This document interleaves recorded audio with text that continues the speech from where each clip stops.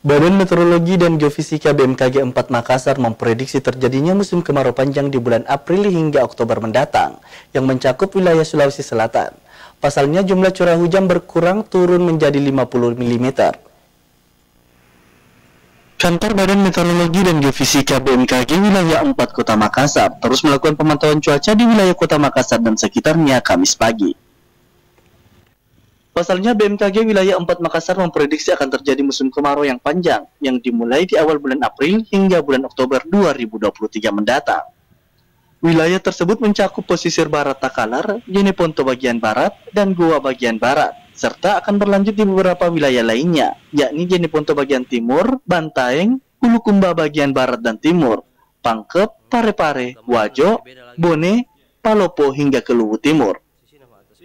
Hanafi mengungkapkan, penyebab musim kemarau panjang ini akibat jumlah curah hujan yang relatif berkurang. Kemarau itu semuanya masuk musim kemarau sekitar bulan-bulan Agustus, September, dan Oktober. Inumnya begitu. Sedangkan wilayah yang bagian utara sedikit karakteristiknya itu musim kemarau sepanjang tahunnya itu relatif basah. Ini kita perkirakan kemarau di tiap-tiap wilayah juga berbeda-beda itu. Jadi puncaknya itu rata-rata antara bulan Juli, Agustus 2023 ini. Kemudian masuk musim hujan lagi, itu tergantung lagi wilayahnya.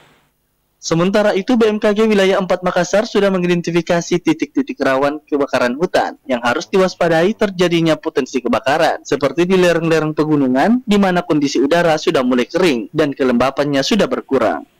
Rusmawandi Rara, Slebes TV.